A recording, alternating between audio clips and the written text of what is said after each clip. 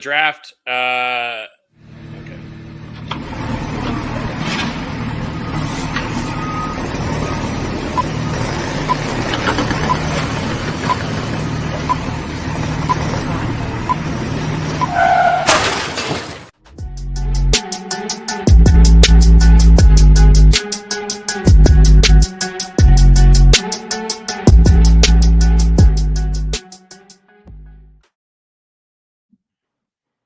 What's up, everybody? Happy Tuesday, May 19th, and welcome to the Gary Williams Stole My Lawn Furniture program.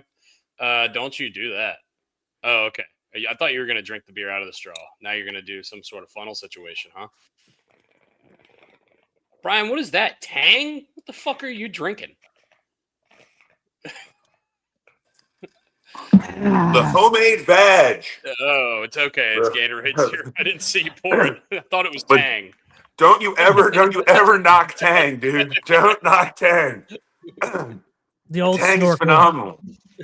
The old snorkel.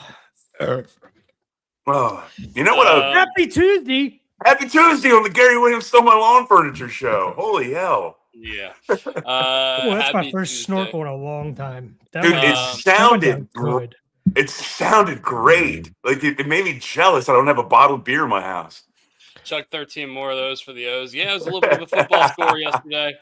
The that Orioles- would have been a great game for us to get on here live and just do a drinking challenge, like a beer for every run.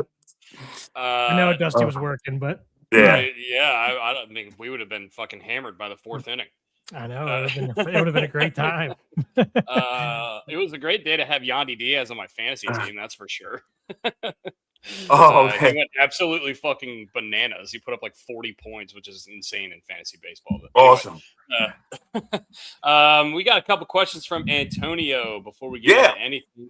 Actually, I think it's just one question, but in a not so good AL East, can the Orioles play back into contention, or is it too Absolutely. late? Here's my Absolutely. answer. First off, I know the rest of the division's kind of down, but I mean, the Yankees and the Rays are the two best teams in the American League, so it's hard to say that the AL East is down when we do have two of the two best records in the AL East. But I mean, is it possible? 100%. This team is not out of it. I think we're only really like 3 games out of the wild card at this point. Can we make a fight back? For sure, but we're going to have to see a lot of changes in terms of discipline in the field. The pitching staff's going to have to really step up, and we're just going to have to get more consistent offense. To answer to Antonio's question, absolutely. A lot of changes need to happen, like Dusty's already harped on. That being said, is it possible to get back into AL East contention? That's going to be a tall task. To make the playoffs, not so much of a tall task given the new wild card layout. Yeah, to win the AL East, it might be a little tough just because I say that, but it's May 19th. Mhm. And again, from what you guys, if they keep playing the way they're playing, then hell no. I mean, that something's got to change. I think the reason why, and I think we've said this a couple of times, the reason why this is so frustrating is just because we know how much talent is on this team, and we watch them just underperform constantly. But yeah, I mean, if they get their stuff rolling and get their stuff in order, sure, why not? I mean, the whole AL is kind of like slow getting out the gate right now. Are we going to win the division? Probably not. Is there a chance to? Yes, but I mean, is that on my mind right now? No, it's just honestly, what's on my mind right now is just playing some clean baseball. I mean, And I think that's something that we all should focus on. Is just watch game to game, and if you see steady improvement, we're going to be somewhere in contention near the end of the year. You want to be in contention that last month of the season because you have the teams that are not in contention right now bringing up, their spring call-ups, so they're really going to be laying down. Now, we don't call that tanking in baseball because they're really trying to get better by bringing up guys with expanded rosters. So be in striking distance come September. Yeah, I mean, that's the goal. Great question, Antonio. Appreciate that. We had our first softball qualifier this past weekend. We went 1-1. I pitched and played second and third base. I'm the team's utility player. All right, love that. Chris Gomez, the more positions you can play, the more of an asset you are, Antonio, and you are an asset to this program as well. Yeah, Speaking of assets and second and third baseman, the Orioles got a second and apparently third baseman back last night. Jackson Holliday has been reinstated to the Orioles from the 10-day injured list. He's been out the whole year so far with that hamate bone that's been kind of flaring up and giving him issues throughout the early parts of this season. Didn't see him in the lineup last night. McClanahan on the bump. Tough matchup facing one of the better lefties in the league when you're coming back for your first game. So I assume we'll see him tonight in the lineup. I would think it'd be crazy not to. So yeah, we'll get to see how Jackson Holliday handles, the comeback. And hopefully he's able to get off to a hot start because, man, we really need a spark plug. Would be nice. So yeah, remains to be seen what we're gonna get out of Holliday, but we do have some reinforcements coming, so that's good news. On the other side of the coin, Trevor Rogers. Whoa! Yeesh. Look, with a strong last name like that, man, you got to perform, dude. You got to perform. This isn't going well this year. Yeah, after his historic season last year where he came in, didn't pitch the whole year, but just had numbers that we hadn't seen since like Bob Gibson. 2-5 this year with a 6.87 ERA and over a 1.6 WHIP. Tough numbers to stomach out of the guy who we kind of thought was going to be either the ace or at least one of the top guys in the rotation coming in. So guys, I'll be right back. I'll be right back. Location or stuff, or what was it last night? Here, let me pull up the tweet that I put out last night on some of the pitches that were getting hit. Let's get him off the screen. Who knows what he's doing? Honestly, the pitches that were hit last night against him were not the worst pitches in the world. Let me share my screen. Just because I wanted to take a look at this too. I don't see anything. Like a lot of people on the internet are talking about him tipping pitches. I'm not seeing it from the back angle. Just not. I haven't seen it. I've told you guys I've seen it from some other guys that seem to have cleaned it up a little bit. But let me make this a little bigger. You see where that ball's at. Yeah. That's out of the zone away. He pulled that into the right field gap. See where that one's at, bottom of the zone on the black. That's a terrible play. That wasn't ruled an error, so yeah, that gets you out of an inning. Here's the other one. That one's out on the black or a touch outside, and that one's shot down the line. This one's the one that caught most of the zone, and it really didn't catch that much. And then there was a scorcher that was basically belt high in to Caminero. That was just a base hit to left field.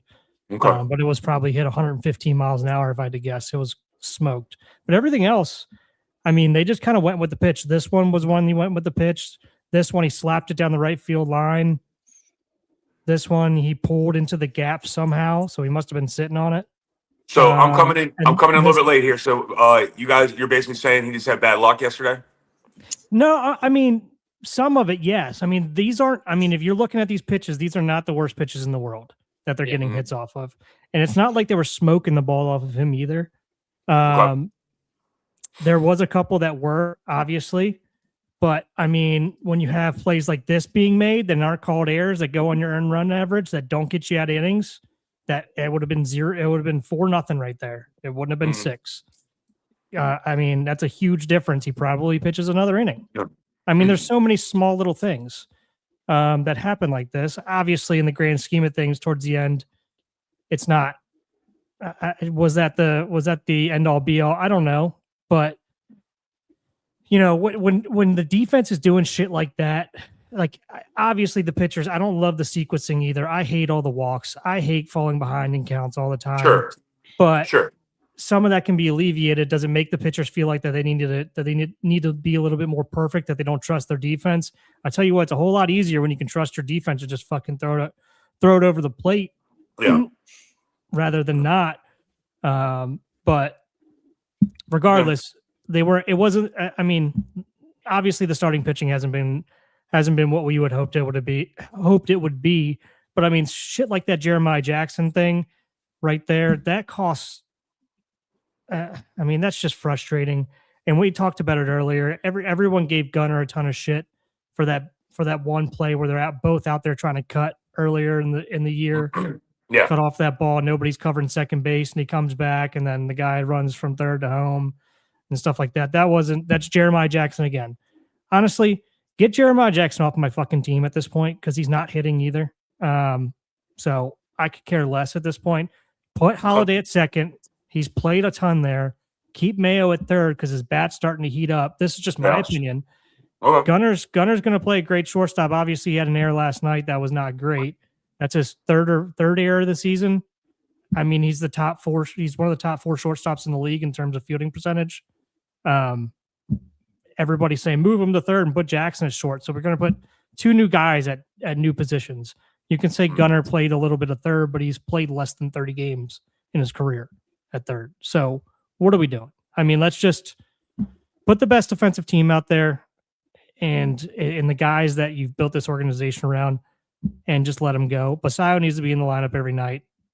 That was BS. Yeah, don't understand. Maybe give him one day off a week, but he was off I went back and looked. He was off last Wednesday against the Yankees, and he's off tonight. I don't want to see him.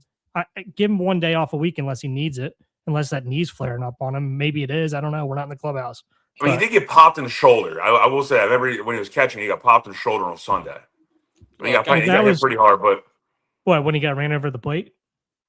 No. This past Sunday where he took a foul ball like right into his glove shoulder. Oh, I didn't see that. Foul ball. He got hit. He got hit hard. He went down for a second, but he got up. I mean, it was one of those the umpire didn't go fully out to the mound. He just kind of came over and dusted off the plate, gave him a little bit of time, not the full amount that he could possibly give him. Look, I understand that Mike Elias and the Orioles front office and maybe like Albernaz is in on this as well. Like we want to get the righty lefty matchup going in there, but look, this guy is. I mean, he's clearly one of the best hitters on the team. He's hot. He can hit lefties. And he's proven he can hit lefties so far this year. I don't want to see Tyler O'Neill or whoever the fuck was DHing last night. I don't care. I'm done. I've seen enough Tyler O'Neill. Well, and it's not working. And on the other side of things, like they DH'd Alonso last night. They put Mayo, move him back over to the first. Like, let him just stay at third. Like, obviously, is he the best third baseman in the world? No, but like he's at least a little bit comfortable there. That's his natural position. And he's starting to swing the bat well. And honestly, Pete's playing a good first base this year for us for the most part. So let's just do why are we messing with some of this shit? You know what I mean? How about Blaze Alexander in center field? To bring a little light to the situation, because I know it's a lot of negativity and everyone's getting fired up. Let's just calm down. Let's reel it in. All right. I saw something in Sunday's game that I've never seen before, coming from a guy who played first base. When Pete Alonso, he tried, the ball was smoked to him, and he dives to his right, and he goes to glove it, and he gets it in his glove and just basically throws it completely across the diamond. I've never seen that before. We basically threw it to third base with his glove. It was incredible. Now, we didn't get the guy out or anything like that, but we at least won the game. So, but he like threw it. I mean, the ball went completely over the mound and everything. It was incredible to watch. It was like a lacrosse stick thrown out of a lacrosse stick. It really was. It really was. Also, you brought up Albernaz, so let's go positive here. Got a chance to go to the ball game with my boys, Pat Fuller, Casey Hogan, and Ryan Hogan. Thank you so much. That was a blast being with the guys down in D.C. Mm-hmm. And we were sitting in the Diamond Club down there. Thank you, Ryan, and Preferred Insurance. And we're sitting down there, and I never got to see Albernaz from ground level because normally I sit in club level, us bougie sons of guns. But from ground level, I didn't realize how tiny Albernaz is. He's a little fella. He's out of the Shire. It's incredible. And not to mention, he's coming back from the mound and for making the pitching change, and he's got like a bubble gum or maybe like a what are those sunflower seeds, the real thin ones. He's got that attached to his cleat, like he had toilet paper coming out of his bathroom attached to his cleat. I'm like, we look like a hodgepodge squad right now. What's going on here? Yeah, it looks like it out on the field too. But yeah, hopefully, to Brooks's point earlier, hopefully, now that Holiday's back, I assume he's going to be playing a lot of second base. I assume Mayo is going to be playing third. And honestly, Weston Wilson's been hitting the cover off the ball, so maybe he's going to get some time at third as well. Gunner's obviously going to play as much short, and Pete's going to be, playing first 6 out of the 7 games, I would think. Yeah. A week. So, getting a little bit more consistency. The outfield's going to be a complete disaster. It seems like the whole year, but it's we don't have the personnel out there. We just don't. In my opinion, Blaze should be the new. I mean, shouldn't be new. We brought him in to be like the ultra utility guy, and I think he's earned that. I think he's earned that over Jeremiah Jackson. So I think he needs to go back down. I mean, Weston Wilson's not my favorite player in the world either, but I mean, the best outfield you can put out there right now is Leote, Cowser, and Ward. So let's run with that 6 out of 7 days a week. Give a couple guys off here and there. And I could give a fuck less about lefty righty matchups anymore. I mean, I just want to see the guys go out there and that are hitting well. They've earned the right to be in the lineup. If they're hot, then keep them in the lineup. Yeah. It sucks. The righty lefty thing is great, but also like getting into the swing of the baseball season, it's so tough when you're playing one game and then you're off the next day and then you're playing another game. It's just like we need to get these guys more consistent at bats. I think. And when you're trying to trust guys named Weston and Leote, that's this is struggles. Yeah. Weston Wilson though hit a dong last night, hitting 290 on the season. I mean, I'm not. Tell me he didn't go to private school. Tell me he didn't go to private school. Weston Wilson. Cranbrook, that's a private school. Update for you guys on the Homer draft that we did at the beginning. Oh man, come on. Yeah, pretty tough news for Brian here. He's getting lapped. Brian is in third place by a whole lot. His top performer so far this year is Jose Ramirez, who went a whole month without hitting a home run. He has got 8 home runs on the season. His worst player is Vladimir Guerrero Jr., who's only got 3. It's the second year in a row he's taken Vlad Guerrero Jr., and both times me and Brooks just don't understand it. This guy's he's an average guy. He's not a home run guy. But Ohtani and Cal Raleigh only have 7 each. Brian's got 29 total out of his squad. I am in second place by 1 home run.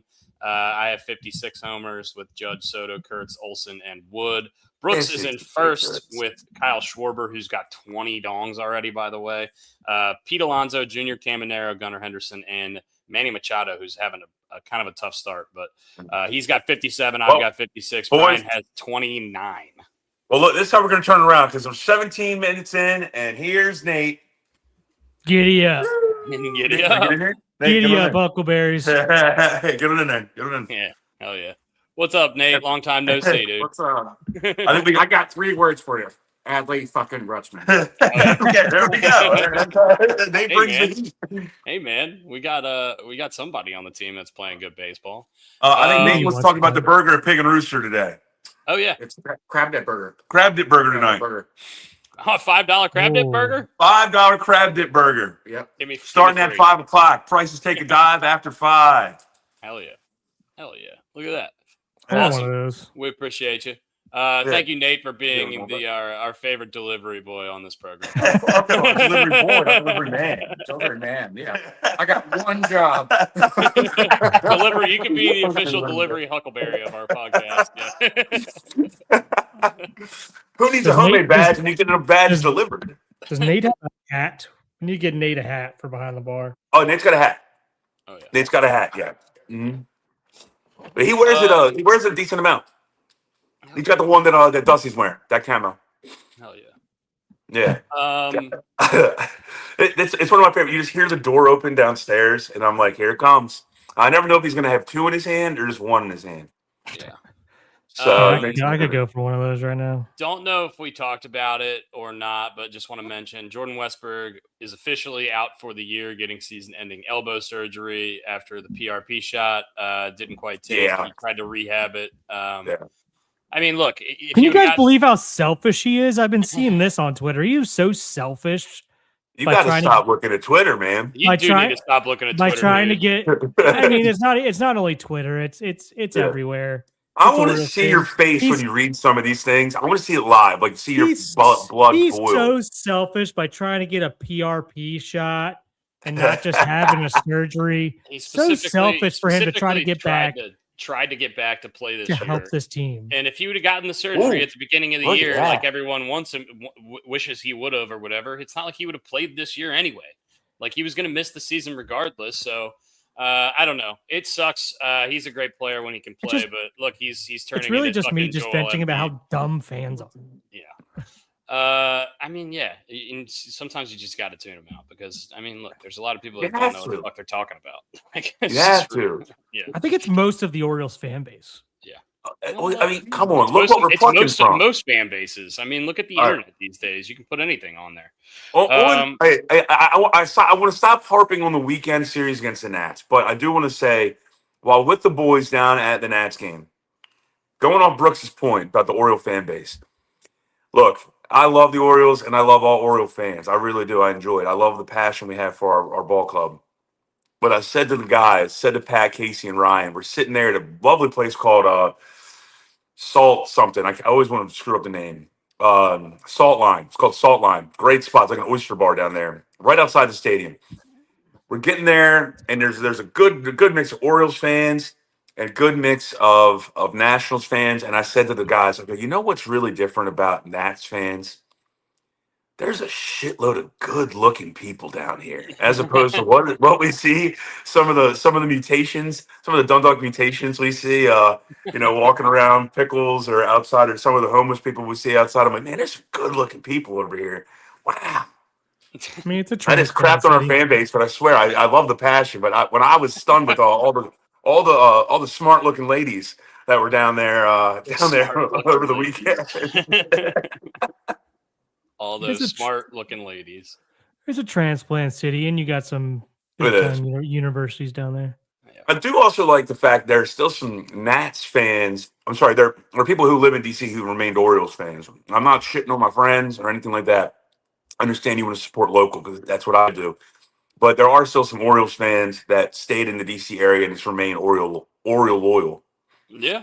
I mean, look, it's similar to the Washington Redskins / Commanders situation. The Ravens were gone for a long time, so there's a lot of people in the Baltimore area that were Washington fans because that's the next closest team, and I totally understand that. Yeah. Also glad the weather held out over the weekend in regards to the temperature, because I don't know about what you got going out there, Brooks. It was 85 and sunny. Because it's 100 degrees here today. Yeah, it's 85 plus here right now, I think. Yeah, when we went to the game, it was 80 degrees, 82 degrees. Weather this weekend, by the way, from Memorial Day looks ugly. We are supposed to get 7 straight days of rain in Ocean City starting on Thursday for Memorial Day weekend, which is unfortunate. Once again, I mean, if you've ever been to Ocean City, that changes on a dime. It could say 100% chance of rain. I remember like 3 years ago, they canceled Bike Week. It was longer than that ago. 4 or 5 years ago, they canceled Bike Week. They thought that there was this big hurricane coming. We never got a drop of rain. It was 75 and sunny the whole weekend. That sucks. Cost the city a shit ton of money, and I bet you they won't be doing that again. No. Indy 500 weekend. Didn't know that. Yeah, Indy 500 weekend. Brooksy, what's the weather like out there today? Because normally whatever you have right now is what we get tomorrow. Well, I mean, it poured yesterday. We had like thunderstorms yesterday. Right. And then today it's 80. I mean, what is it now? It's 80 degrees, supposed to get up to 82, but we have thunderstorms coming this afternoon again. Got it. So, I mean, there's a ton of tornadoes and stuff going throughout the Midwest, like west of us. I don't know if any of that's coming our way or not, but I mean, we had some pretty bad thunderstorms yesterday, but not crazy. Randy says he'll be in attendance at the Indy 500. Hell yeah. We got some boots on the ground there. Yeah. Are you, Brooksy, are you going to the Indy? Brooks is a big racing guy. Well, I need to go. I need to go at some point, but like, I remember you talking about it last year. You said it's like the biggest event in maybe in sports in terms of like capacity. Yeah, it is. I mean, there's always. I think there's over like somewhere around 500,000 people there for the race. I mean, over the course of like every the festivities they have for a couple of days, or just that day. Just that day. I mean, I think it's the biggest sporting event in the world. And and traffic, as you can imagine, is wild. And people straight up take a camper down there and camp out for the month of May or get an Airbnb down there for the whole month, just because there's stuff going on all the time. And there's a lot of free stuff for kids too that we just haven't been able to get down there for. We will at some point, and I'd like to go at some point. You can actually take a helicopter down there from like outside the city. It's $1,000, but you don't have to sit in 4 hours of traffic in and out. Huh. So if you got money, pretty awesome. If you got money, you could take a helicopter down. Uber helicopter. Helicopter. That's actually a thing. I'm pretty sure. All Used right, to be at least. Couple things. Also, before we move on to other sports stuff. All right, so Dusty, how's the new job going? It's not really started yet. We'll figure it out this week. It's just last week was just kind of corporate training stuff. So, we'll get into it more this week. But yeah, I'll kind of give you a lay of the land after this weekend, as long as my shifts don't get rained out, because it looks like it's going to be an ugly weekend. So, we also got to give a shout out to our girl Laura. It was her birthday yesterday. Hell yeah, Laura. Yeah, I was trying to wait until she got in here, but happy birthday. Oh, I'm sorry, man. My bad. I didn't know. I mean, it doesn't matter. If we see her pop up in here, we'll wish her happy birthday. Yeah, but definitely happy birthday to her. I don't know if she might be in the middle of that move too. No, yesterday was her birthday, or she might also be sleeping her birthday off. But maybe she might be in the move stage going to North Carolina, if she hasn't already. Yeah, and then also shout out to Ryan Hogan's kids, Calvin, William, and Hannah. You guys are studs. They are just unbelievably fun. Little Hannah is going to break some hearts. Calvin is a wild man, and William apparently is one heck of a baseball player so far in Coach Pitch. Yeah. Love that. Coach Pitch, where we do our best work. His dad's a pitcher, so I know he's taking he's probably getting walked a lot, knowing how his dad pitches. You know what's wild? I remember that we used to keep stats in Coach Pitch, and I'm like, what? Get out of here. Yeah, so I'm going to bring up something, but our coaches and team, it was we played for like very competitive, like Zach. So Pigtown grew up in the same area, and like we took our Coach Pitch and like Little League very seriously around there. We all came up through like the actual Little League rules system and stuff. And I remember like we actually kept like all the box scores and we kept all the stats for Coach Pitch. And now as a dad and now that I'm thinking about it, if I thought about this in college, I probably would have thought the same thing. But like, I'm thinking about this as a dad as I was at the park this weekend. I'm like, how the fuck, why did we keep stats? and then my brain also went back to Dusty had one of the most ridiculous stat lines in Coach Pitch I've ever seen in my life. Yeah, my batting average in Coach Pitch was like 930. I'm not kidding. It was bad.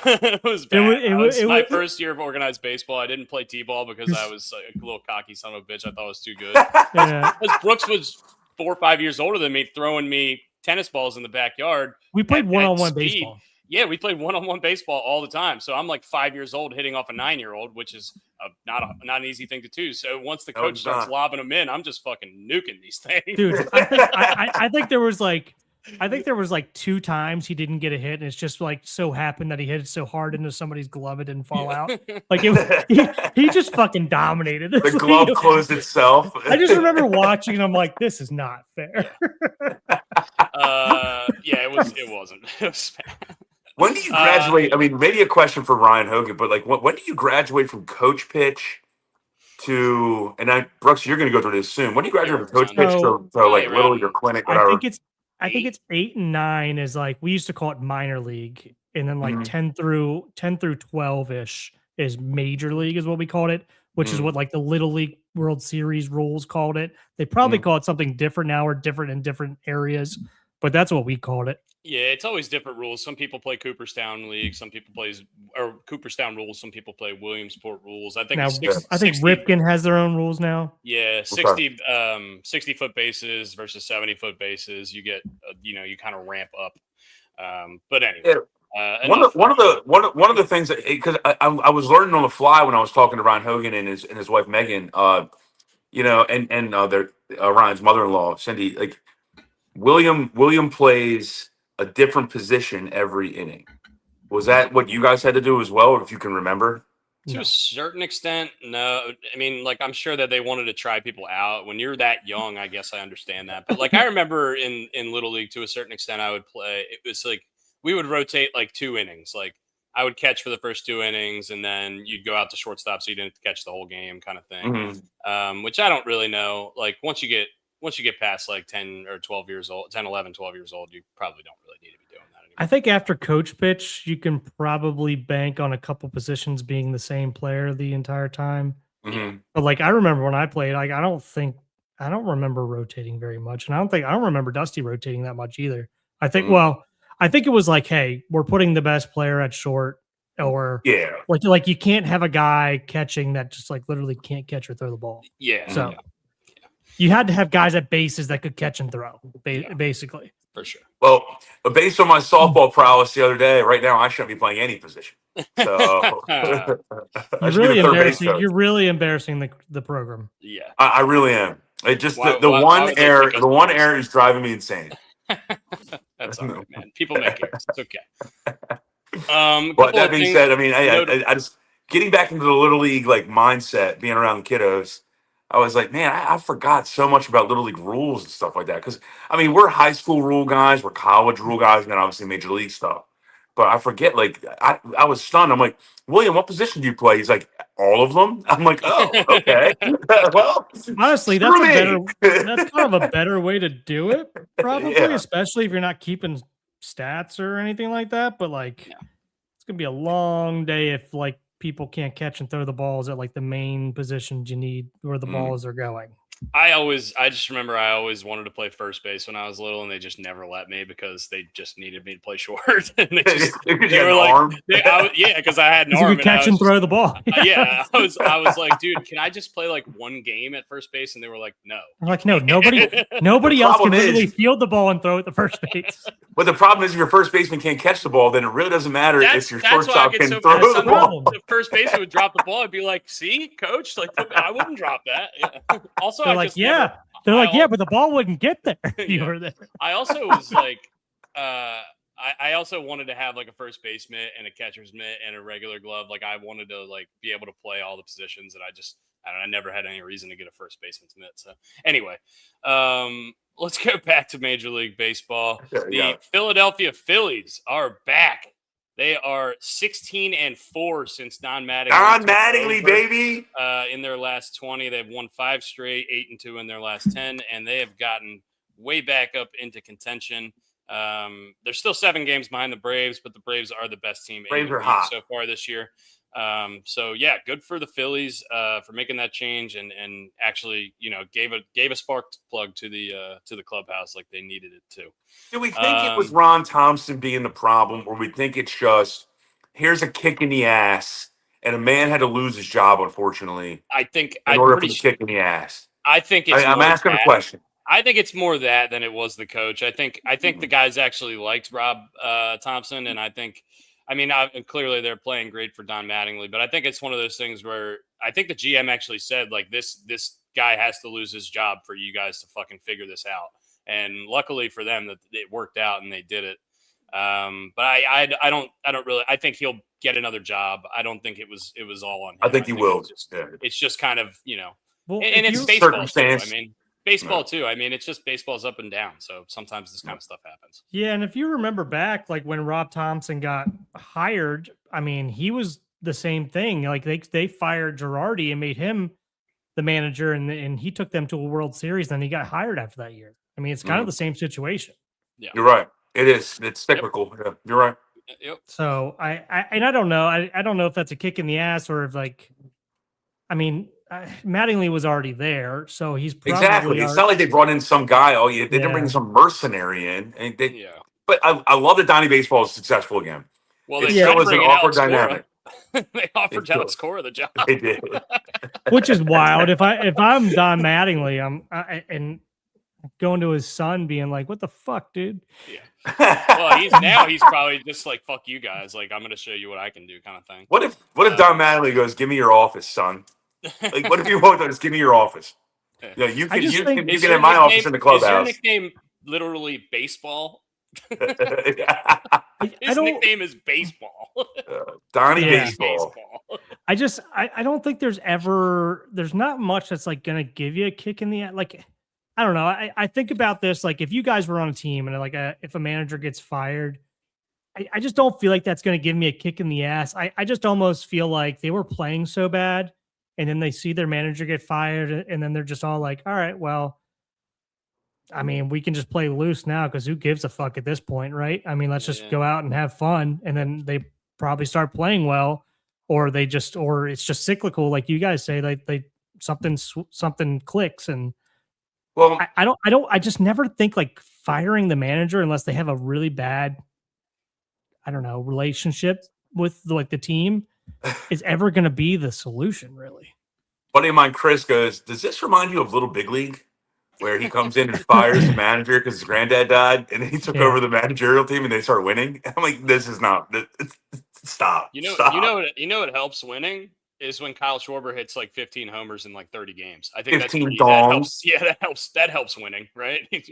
Well, to be fair, he was doing that when they were losing too. Yeah, that's true. Fair enough. Yeah. If we're going around the horn here, yeah, go ahead. Talk about. I took a midday 40-year-old nap yesterday, so I missed the majority of the Oriole game. But I turned on baseball and I turned on the A's Angels game randomly. Good game to watch yesterday. JT Ginn had a no-hitter in the 9th, gave up a hit to lead off the inning, and then they were winning. The A's were winning 1-0, and then sayonara 2-run dong gave up a walk-off. So you went from no-hitter to losing pitcher. Holy moly. The worst part about it is that it was a scoreless game through 8. The A's scored in the top of the 9th inning to get 1 run on the board because he thought, a lot of people thought he was going to just throw 9 innings and no-hit ball, and they're going to go to fucking extras, and he's going to get a non-decision. The old Jack Morris, It ended up being a lot worse than that. Yeah, there's got to be no worse feeling than having a no-hitter through 8. I watched it. I saw the ball off the bat, and we were talking about this over the weekend with the boys. You can hear the ball off the bat, and you know it's already gone. I heard it through the television. I'm like, damn. Zach Neto. Adam Frazier, by the way, the guy who broke up the no-hitter, former Oriole great, Adam Frazier. Didn't know he was playing for the Angels. Didn't know he was still in the league, honestly. Didn't know he was in the league either until yesterday. No, Correct. Tell you what, this team hasn't been the same since he's been around. I know. We need him and Odor back. We need to get those guys back. Some feisty little second baseman who can't do anything for us. PCA's had a weird couple days. He got into a big heated exchange with the fan. Basically told him he would fuck him up. So what's going on with this? I mean, a fan was being a little bit too much of too much of a hardo and chirping a little too much, and PCA got pissed and chirped back at him, and there was a lot of backlash online because he said he would fuck the guy up and whatever, dude. Like, I mean, you're competitive athlete. Was he batting or was he in the outfield? On deck circle. Okay. No, it was outfield, and there was a situation, I think, with a guy by the dugout. I think the guy was yelling into the dugout, and then he was on deck, and that's where like the video came from, I believe. Oh, I didn't see that. I saw the one where like he made a play in the outfield and like somebody told him like to suck it or something like that, or he'd say like suck my fucking dick or something like that. Yeah. And then people were upset about what are we doing? And then people said like I'm like, all right, if you're gonna sit there and chirp and you can't take it back, yeah. Like, it's not like he didn't say they have nothing to lose, and he has everything to lose. Yeah, exactly. And that's a very easy position to be in as a fan. That's stupid. The outfield one was to the girl. He said, suck my dick. Yeah, I mean, look, it's a heat of the moment thing. Obviously, he's not trying to say anything in terms of, like, sexual harassment. It doesn't feel that way or whatever. It's just like fucking shut the fuck up kind of thing. It's a, and people take everything way too literally now. No, I'm not mad at him. I'm not mad at him. I'm not mad at him either. Another fun thing, and I wish I could show it on here, but I can't. No, don't. During the middle of his at bat, the other like 2 or 3 nights ago, the guy up in the the guy who does the audio in the stadium accidentally started playing noises during his at bat, and he was sitting there getting ready to get into the batter's box, and the fucking Undertaker's gong hit, and you could see his eyes get real big, like looking around, like, what the fuck is the Undertaker gonna tombstone me at the plate? It's fucking hilarious. You gotta watch it. That's great. Can you imagine being up to bat trying to hit a home run and fucking Undertaker gong goes off? That's like top 5 worst nightmares of my life. Yeah, and I'm gonna get to that. I'm gonna get to that in a minute, Randy. Get to that in a minute. We're talking about PGA. Well, and just quickly, like in because we were talking about PCA, like into the same thing with Rory this weekend. I mean, he got all nobody talked in his backswing. Did anybody hear anything bad that anybody said? Like, why are you kicking people out? We weren't there for it, but the microphones pick up all these idiots yelling Baba Booey and mashed potatoes and medium rare. Birds. Oh my fucking god! Thank you for. We're transitioning to golf real quick. I understand that. No, let's go. Let's just go transition into golf. That's fine. It's ridiculous. Look, I know we want to hear the smack of the ball. Hey, Laura, happy birthday! Happy birthday! Happy birthday to you! Cheers, morning. But look, we don't need to hear that stuff. Like Baba Booey, okay, I get it. He's on the Howard Stern show. Been on the Howard Stern show for forever. But you got to stop that. Like, I don't need to hear the swing of the club anymore. And what these guys hear that we don't hear, and after what Rory dealt with at the Ryder Cup, anytime he hears anything derogatory, I mean, screw it. I mean, that's stupid. I mean, and they were coming after his wife, for God's sakes. They're coming after everyone's wife. I mean, they did it to Fitzpatrick a lot this year already. And just look, I mean, we see these fans like this a lot now. Like Waste Management comes to mind, and they kind of lean into it at the Waste Management a little bit. But this is a PGA championship. Like, this is a major championship.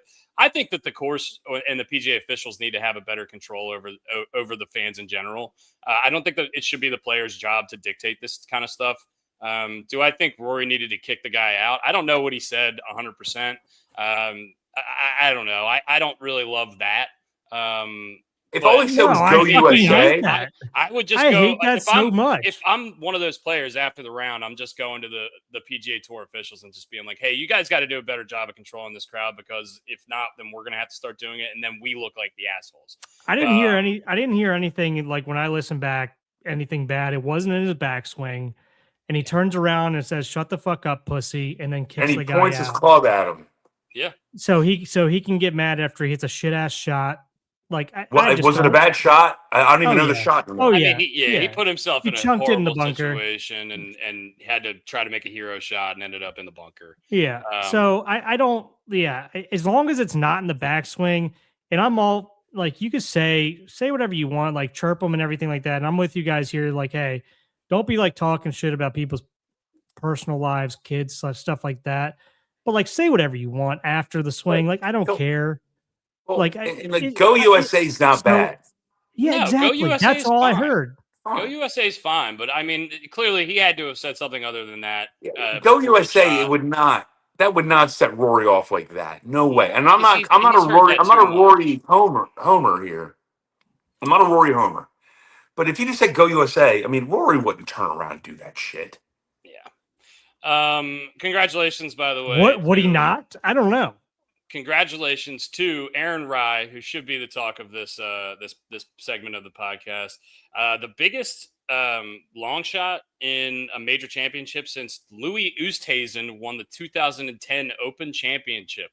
Forgot that guy existed. I miss him, though. God, I love that guy. Never won on American soil. Never won on American soil. That's insane, actually. He competed a lot, too. He was always around the hoop. But, yeah, Aaron Rye before the tournament started was, I believe, 230 to 1, 290 to 1. 290 to 1. Yeah, 230 to 1 was the biggest, I think, payout. In the last round, he was 18 to 1 entering and got as low as 44 to 1 during the round, and then just kind of was nails on that back nine. I mean, that huge long putt he made on 17 was really the ceiling, the one that sealed it. But going out there and shooting 65 in the afternoon when all these dudes at the top of the leaderboard were really struggling to put up scores, showed a lot, and good for him. They compared it. they compared it to if the Oakland Raiders were to make the Super Bowl. Like that's the equivalent of what would Aaron Rodgers winning the PGA Championship be. Yeah, I mean, look, the guy was a Not to dog at win the it, end of to last make it. year. At the end of last year, he was a dog. I think he ended up finishing pretty high in the FedEx Cup because he had a really good run down the stretch. But this year, he didn't really play all that great at golf coming in. He just kind of came out of nowhere to win this thing. And good for him. This is the story. These are the stories in golf that we love, right? The guys that can kind of come out of nowhere and win these huge tournaments over, the Scotties and the Rorys and all the top guys. They become trivia questions. They become, who is Charles Schwartzel and who is Louis Oosthuizen? Yeah, and name Who those is Aaron random Two guys. You want.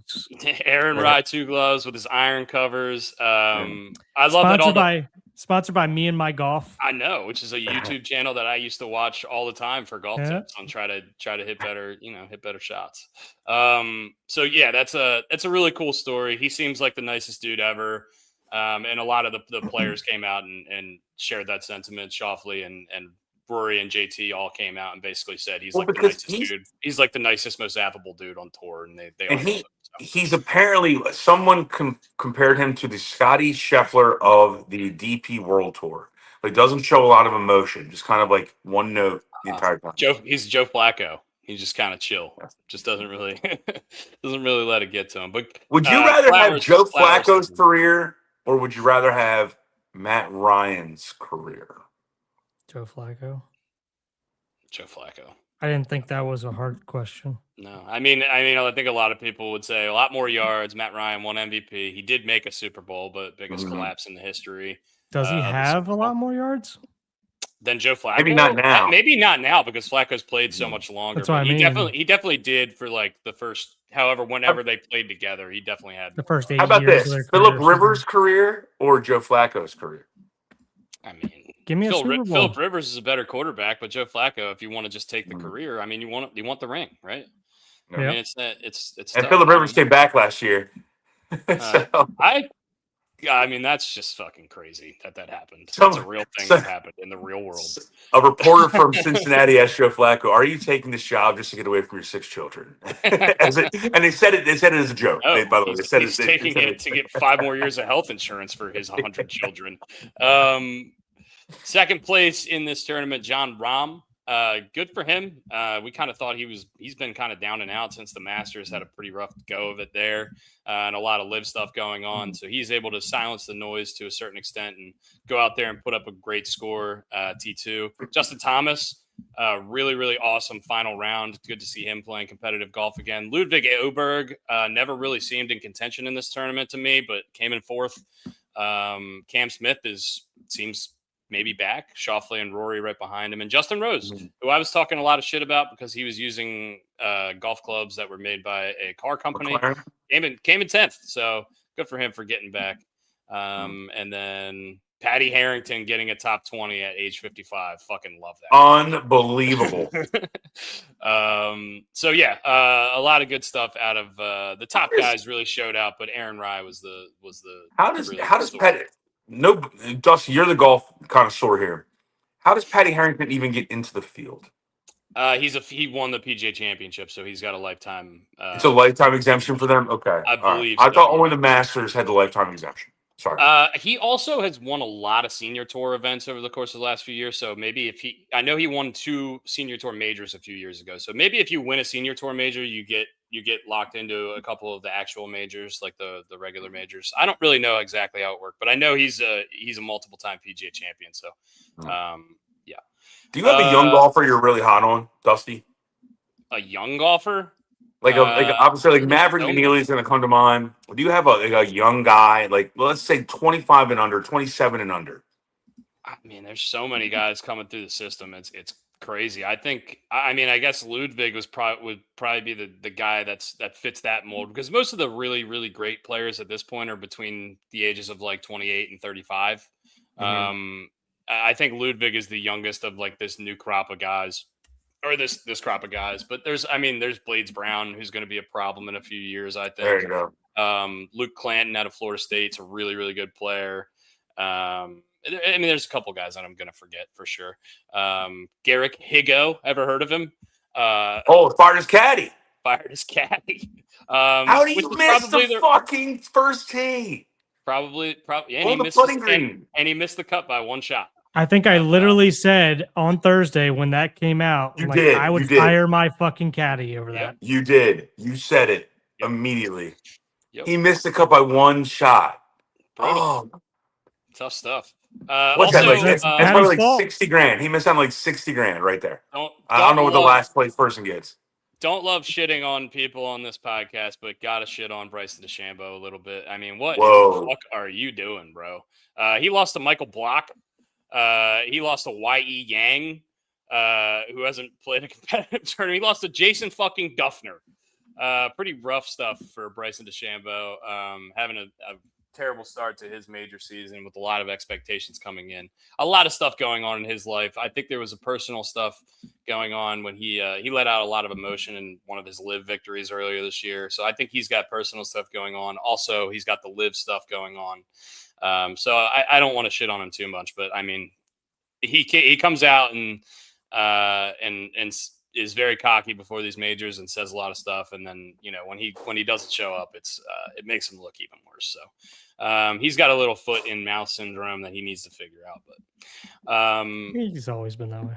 also, flowers finally for golf to Adam Scott, who is now qualified for the U.S. Open and will make his 100th consecutive start at a major. He has not missed a major since the 2001 Open Championship. He's played in every single one of them, which is unbelievable. Never got hurt, never fell out of contention in the world ranking, was able to qualify for 100 straight. The guy in second, I think, is Rory, who only missed that one British Open because he was playing soccer and broke his foot. So, yeah. Flowers to Adam Scott, but good for Aaron Rai once again. Was able to come out and win. That's really the story of the weekend. So we got the Byron Nelson this week, which Scotty and nobody else is going to play in. Scotty only plays in it because it's in Texas, and he just plays in every tournament in Texas. So which is good for him. He's from Texas and he wants to show out. And that's pretty much it for golf. And we can move on. I want to talk about the NBA. The NBA. I watched that game on the sound last night with everyone in the bar, and it was fucking electric. Double OT in Game 1 of the Western Conference Finals, the most anticipated probably NBA series in. I mean, for those of you not watching on YouTube, 5 years. Those of you not watching on YouTube, Nate is back. Damn it! I need to go find something to drink. Oh, dude, come get in here. You need to get yourself a Nate. Get your butts over to Big and Rooster. Get over to Big and Rooster, Nate. Crab dip burger. Bacon jalapeno. Bacon jalapeno crab dip burger. Oh my god. Yes, sir. Oh, it sounds so good. I want it now. I want it right now. 5 o'clock. Only God. Man. In my drop top cruising the street.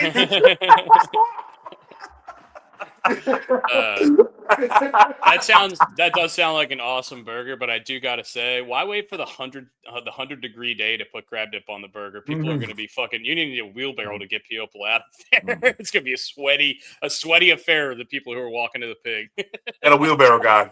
Yeah, you got a wheelbarrow guy. Brian, your favorite player, Rogers with a D, has re-signed with the Steelers 1 year up to $25 million. We kind of all knew this was going to happen.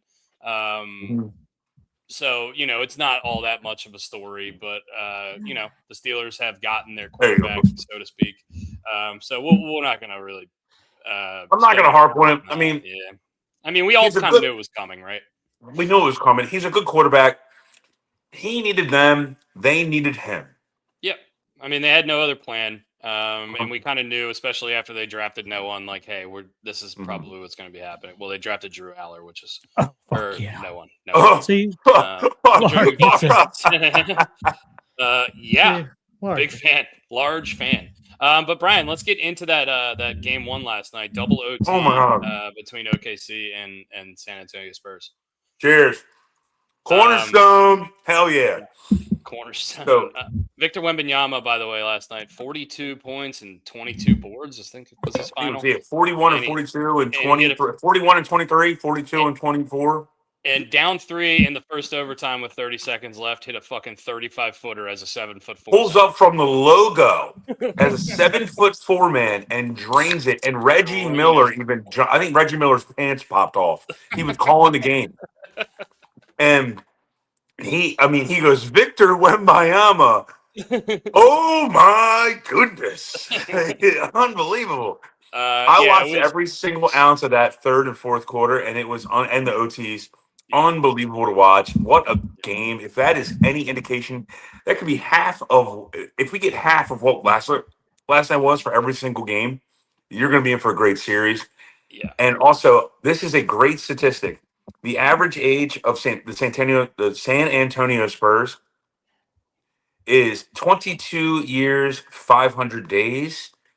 The average age of Michigan's national championship winning team is 1 year less, which is incredible to think about. You know what's crazy about that is that Harrison Barnes is on the Spurs, and that guy's at least 100 years old. Yeah, I know. He's like 40.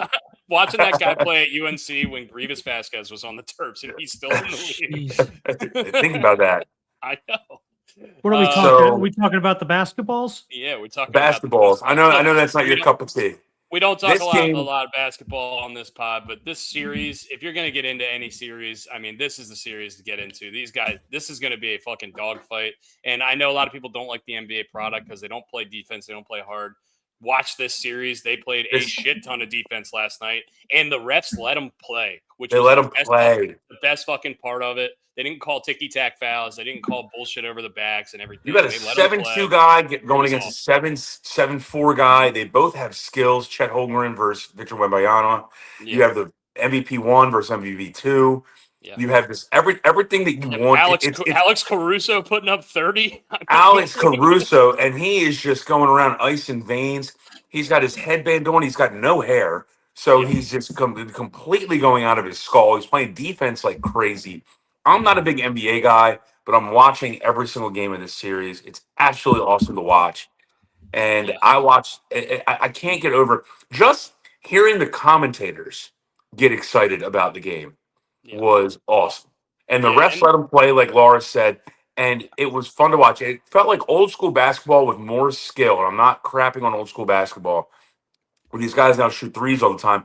There were dudes taking mid-range jumpers, guys getting to the hoop, taking like the floater as they come through the lane. Like it felt like old school basketball. It was fun to watch. Yeah, it was awesome. We got the Eastern Conference Finals starting tonight between New York and Cleveland. It's probably not going to be quite as competitive, but I'll bet you over under 37.5 threes for the New York Knicks. I'll take the over. It's going to be a complete opposite of the other series, but also last night was Game 7 between Montreal and Buffalo in the second round of the NHL Stanley Cup playoffs. Montreal went up 2-0 in the first period, really early. Buffalo fought their way back on their home ice in Game 7. They went to OT, and Montreal hit the dagger. And they now have the right to go lose to Carolina by probably 4-0 because Carolina is wiping the floor with everyone.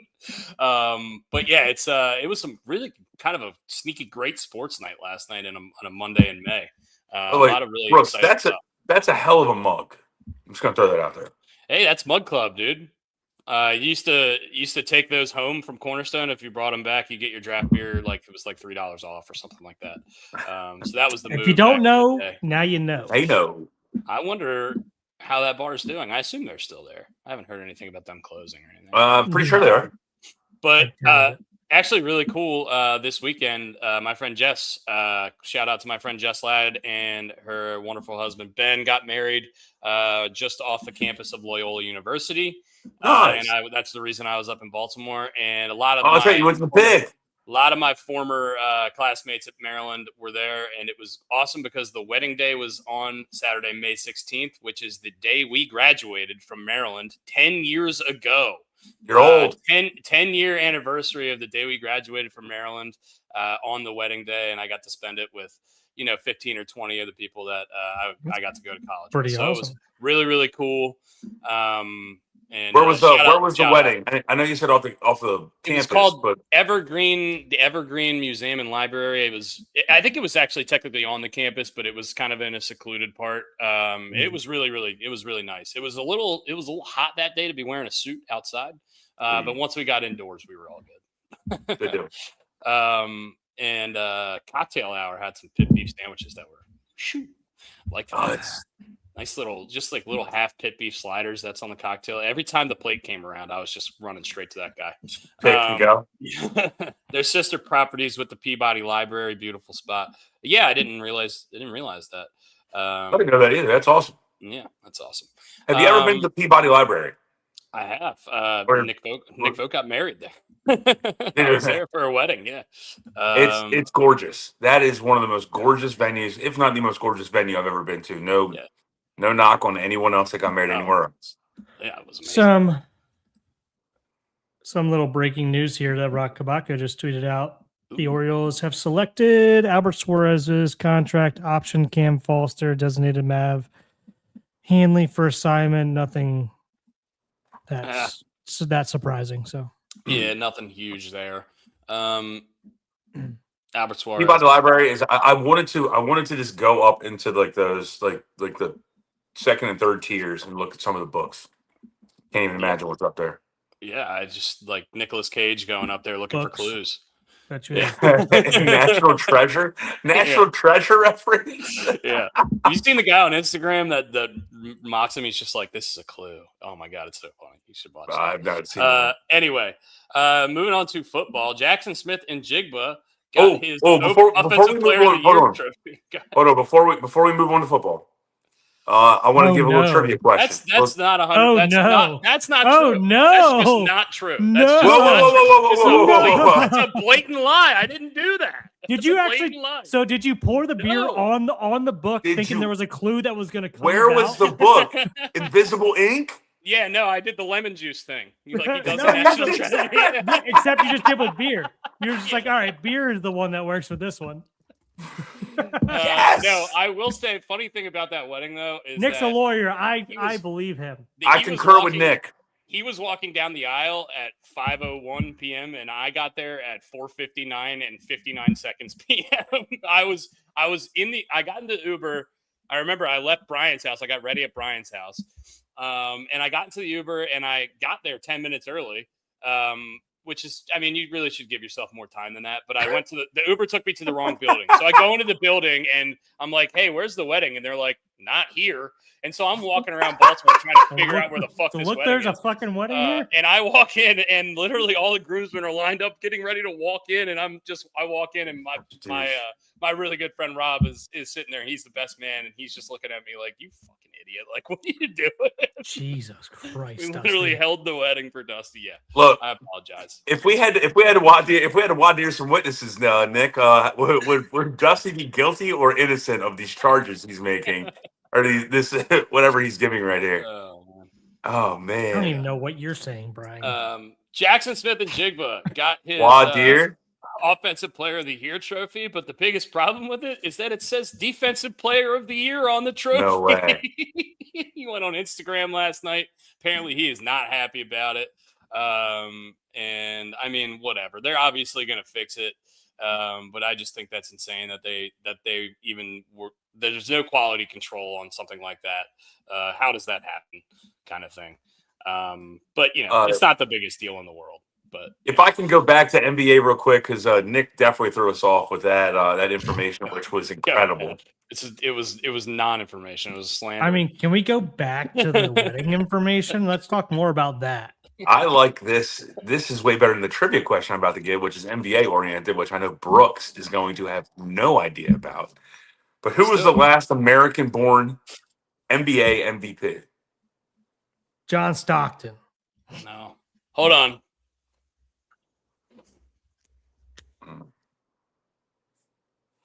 Is it not Shane? No, this is not LeBron? Great.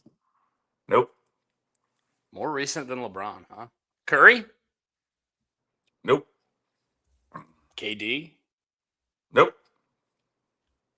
I mean, Giannis, Jokic. All right, I'll give you. It's before 2020. It has to be. Okay, can't believe it's none of the three guys I just mentioned. James Harden. I can't believe James it's not Harden. Butter. James Harden. James Harden. 2018 James Harden. Last American. American. American. American. That's just me being a moron. That's just Last the wrong American-based MVP. Yeah, Giannis won a couple for Greece. Jokic won a couple for Slovenia. Embiid's French and also SGA's Cameroonian. And SGA's Canadian. Canadian, yeah. Wow, didn't know that. That's insane. Yeah. All right. We have a draft today. Do you guys want to get into it? Do we want to get into it? Yeah. We do I texted you the criteria. We are going to do call-ins today. So if you're watching, we will put a call-in into the chat here after we do our draft or Immaculate Grade, one or the other. Yeah, we'll do it. Let's do the draft, and then we'll do call-ins, and then we'll finish with an Immaculate Grade, because that's kind of what we usually do here. The draft today is going to be NFL-themed. We are going to do all-time defense. We are going to do one D-tackle, one edge rusher, one linebacker, one corner, and one safety each. You can take it in whatever order you want to. But basically, we're hitting one of each of the positions here. We always do 5-man, so we thought that was probably the best way to do it. And Brian said he wanted to do all time. I know we're going to end up picking a lot of guys from the era that we watched, which is totally okay, because why would we pick? I'm not going to pick Night Train Lane, who played in the 1940s. I didn't get to watch that guy. So who the fuck is that? But that is an awesome nickname. Dick Night Train Lane, man. Pick the Night Train Lane, dude. I think that is an incredible name. He had like 4 or 5 interceptions in the same game.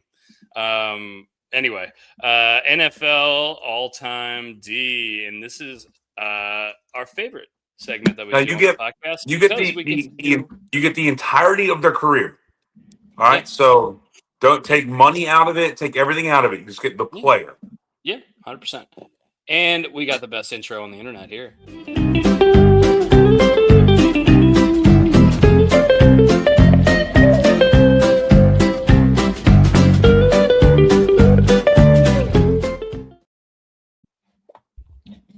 My wife steals all my pens. Things I thought I'd never hear. Yeah. All right.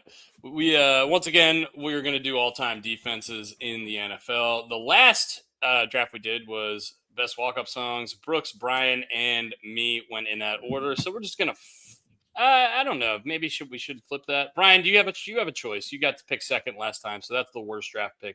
Which one do you want this time? I would like to go third. You'd like to go third? You get to go third. Brooks, second or first? Give me first. I think give me first. Okay.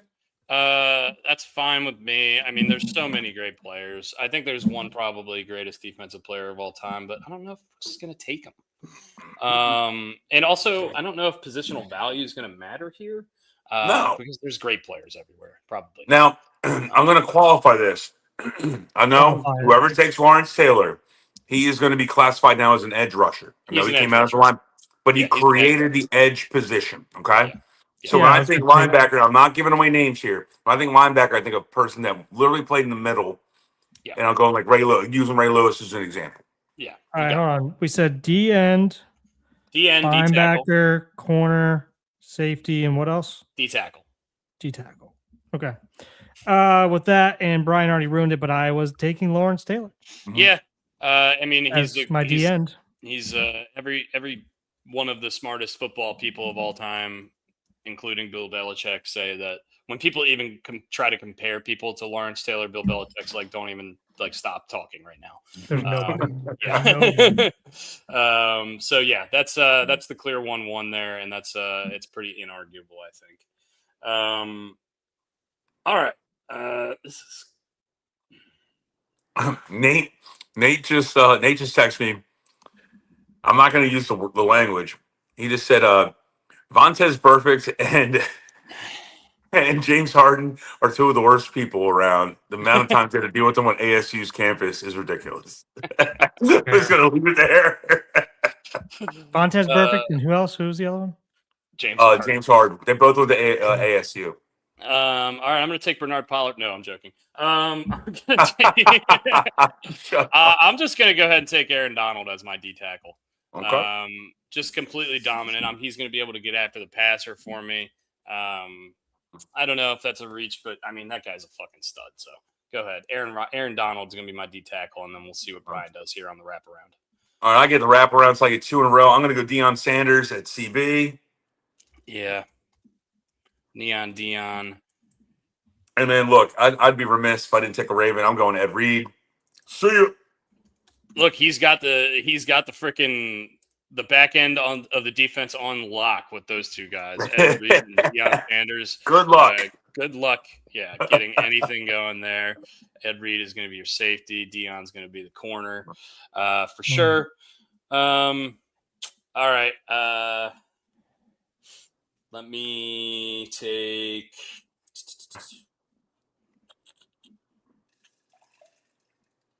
Give me Ray Lewis at linebacker. I think he's clear. He's clearly the best middle linebacker. When you think of linebackers, I don't know. I'm sure there's probably other guys people think, but I'm taking Ray Lewis. Brooks, you get 2 in a row here. I mean, I don't think I think he's probably the best linebacker. So I don't think there's a ton. I mean, there's not a ton that are probably in the top 10 in terms of defensive players. So I got to go with a linebacker here. So I'm going to go Dick Butkus. Damn. Damn it. Well done, Brooks. You took mine. Butkus. One of the original really funny names. Yeah. You never want that guy in an alley against you. You want him with you. I mean, the best linebacker in college award is called the Dick Butkus Award. The Butkus Award, not a bad call there. There's probably another safety that is better than the one I'm going to take, but I'm taking him anyway. Give me Polamalu. Yeah, Polamalu. Troy Polamalu, eh? Troy Polamalu. Yeah, I mean, it's hard to argue. All these guys are really great players. I didn't watch the other one. I didn't watch the other one play, even though he's probably ranked higher. I don't know. There. Yeah. Well, the guy I'm probably going to end up taking, but I'm not going to have to take him yet because you guys both have taken safety, so I can save that for the last pick. Playing a little gamesmanship here. I'll leave Ronnie Lott until my last pick. I knew it was coming. I knew it. Yep. All right. Corners. Give me probably maybe not my favorite player outside of the Ravens growing up, but definitely one of them. Give me Champ Bailey at cornerback. Just an absolute stud. Gonna take and longevity. The longevity of him. I mean, damn. Yeah.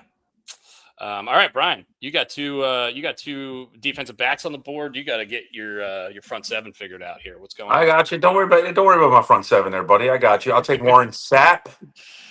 Yeah, that's a great answer. Warren Sapp going to be your D tackle, I assume. And this would be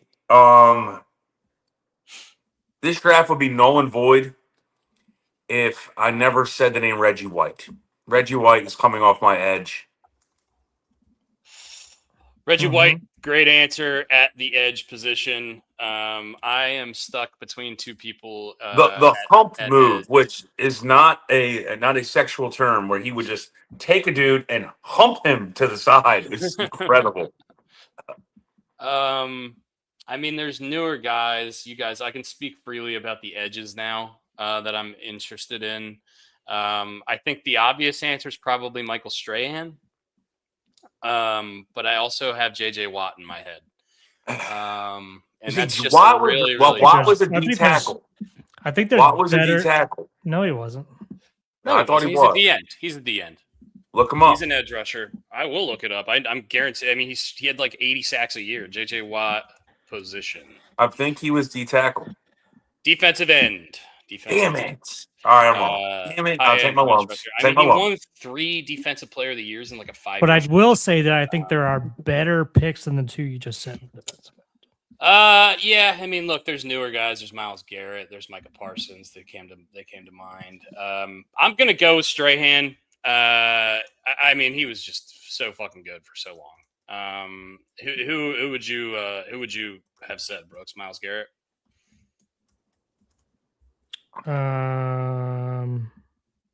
No, I mean, I wouldn't take anybody that's still playing just because they're still kind of right in their career. But I mean, there's guys like Bruce Talk about Smith. Bruce Smith. There's Jared Deacon Allen. Jones. Yeah. Deacon Jones. They didn't log sacks. He created the term sack. Yeah. That's crazy. Our dad knows Deacon Jones somehow. All right. Brooks, you got a corner and a D tackle to take. And both of us have already taken our corners and D tackles. So you get 2 in a row here to finish off the draft. Who do you want?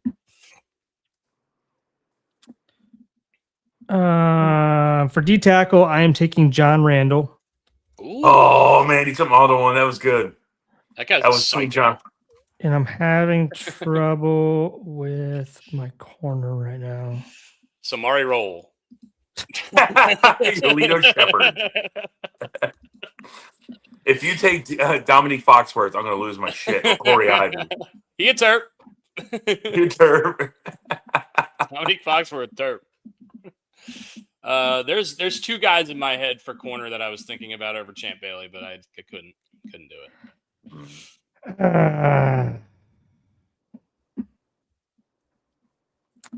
Give me former Raven grade. I say Raven grade, but he was a Raiders and a Steelers grade as well. Rod Woodson. Rod Woodson, who played safety for the Ravens. For the Ravens, was a corner for the majority of his career. So definitely, and also you get the versatility there. I like that. All right, yeah, I already kind of spoiled it. I'm taking Ronnie Lott as my safety. As much as I love Brian Dawkins and Sean Taylor, I mean, come on, Ronnie Lott cut off his finger and went back into a game. I mean, that's a fucking guy I want on my fucking team. Yeah. I mean, everyone says that the immaculate what was it? The interception that he had. You're thinking of the immaculate reception, which was Lynn Swan, right?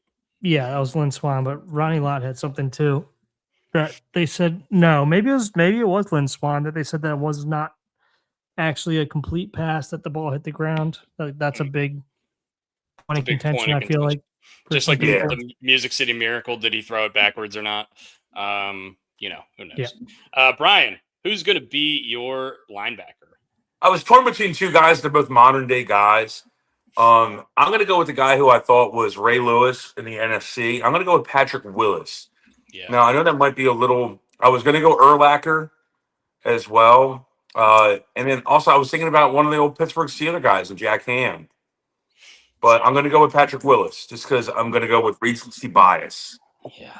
I mean, look, these are all ridiculous defenses here. I'm going to go through the teams here, and then we can go through some other names. I know we talked about some already, but Brooks went 1-1. Lawrence Taylor at his edge. He got Dick Butkus, Troy Polamalu, John Randall, and Rod Woodson on his defense. I have Aaron Donald, Ray Lewis, Champ Bailey, Michael Strahan, and Ronnie Lott. Brian has Deion Sanders, Ed Reed, Warren Sapp, Reggie White, and Patrick Willis. Toughest names for corner for me. I thought about Revis and I thought about Ty Law. Revis probably better than Champ Bailey in his prime, but not the longevity. So that's probably why I went with Champ over to go with you there, Dusty. I thought about Darryl Green.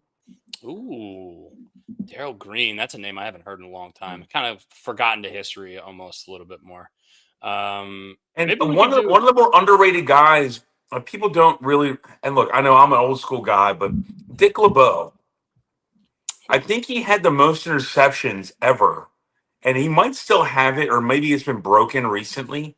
But Dick LeBeau was a phenomenal, and we know him more as the Steelers' defensive coordinator than we do as an actual player. What about Sherman? Yeah, Richard Sherman's up there. would have been a good answer. Can't argue with it. I mean, he was fucking awesome. And I mean, there's newer guys too, and I'm sure a lot of people would think the newer guys, in general, have an advantage. Like I think a lot of people would have taken Myles Garrett as an edge, and it's hard to argue. The guy's a fucking animal. I don't think they have an advantage. I mean, just in terms of like your athleticism and like if they tear their ACL, they're not out for their career anymore, kind of thing. Fair. But yeah, let us know who you think had the best draft. We may start putting these back on Instagram again. Why not put them on Instagram? I thought Ed Too Tall Jones might be in there. I mean, you're looking at guys who were built like an ox and had arms of octopuses. That were just coming in and swallowing people up. Bubba Smith is in there. I mean, you're thinking about. You got to think long term, but also the young guys. Von Miller should be an edge guy that we should think about. Vince Wilfork, I thought for D tackle might be a guy that could sneak in there just because he's smalling up to a guard and a center. You know what I mean? Like you're gonna have to double team him every time.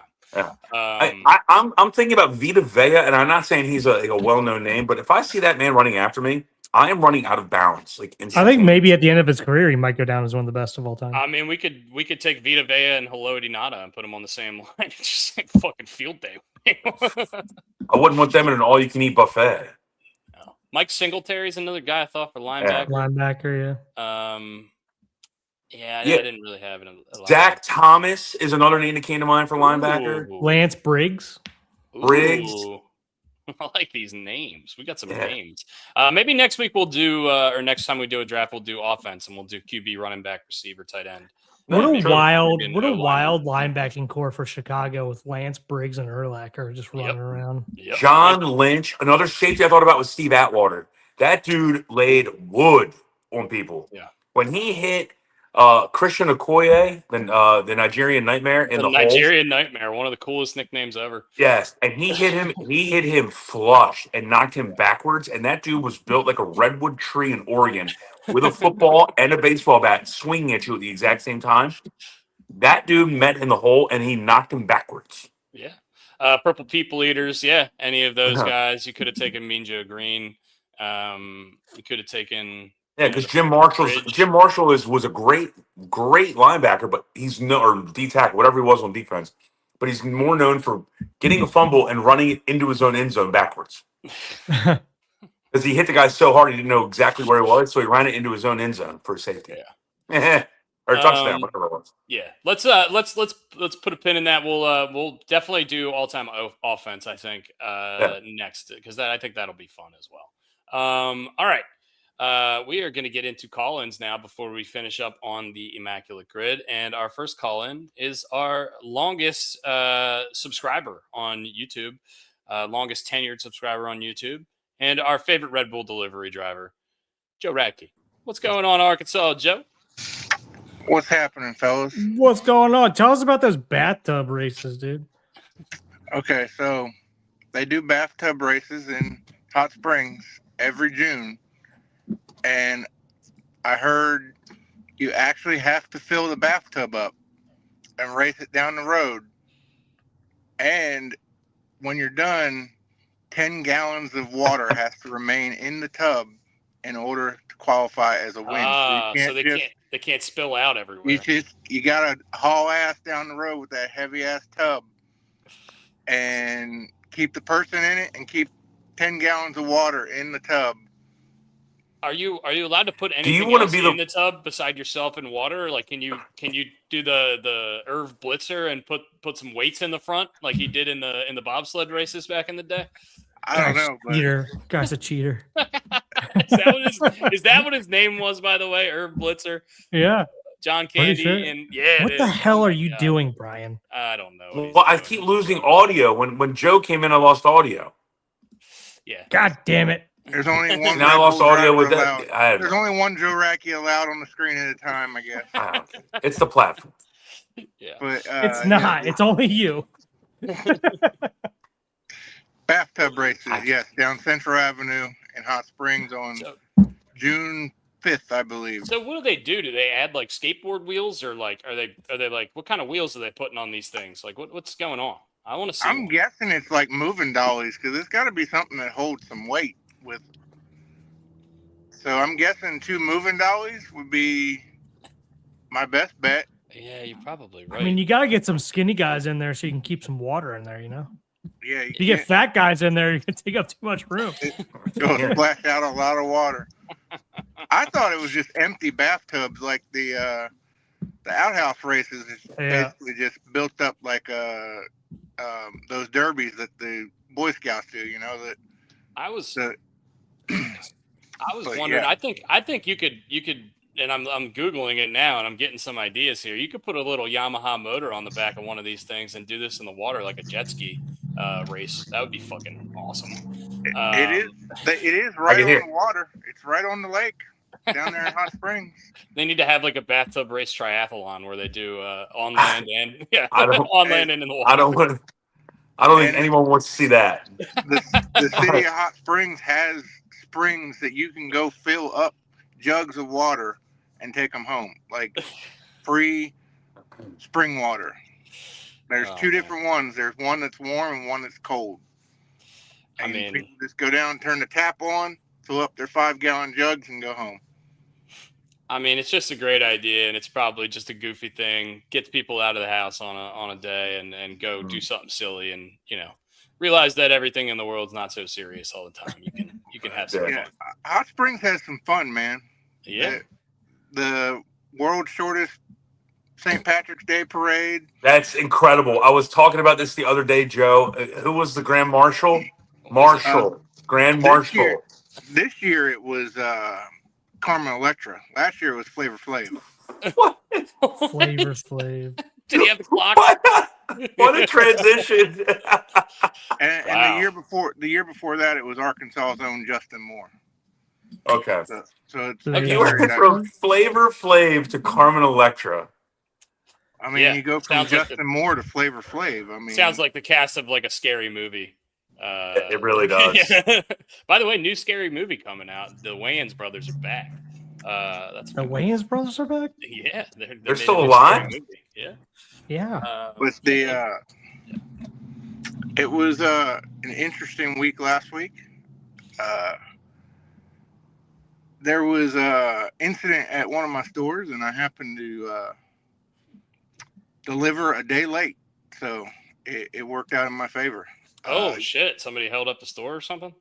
Something like that. He went in and told the woman he was with the police and needed free gas, and she said no, and he pulled a gun and held her hostage and Jesus fired off some rounds. And when he got outside and shot at the police, they said, "Yep, this is it." So that's time, man. As the young lady, is the store clerk all right? Yeah, she's fine. She Good. actually was pretty calm in the interview with the news station, and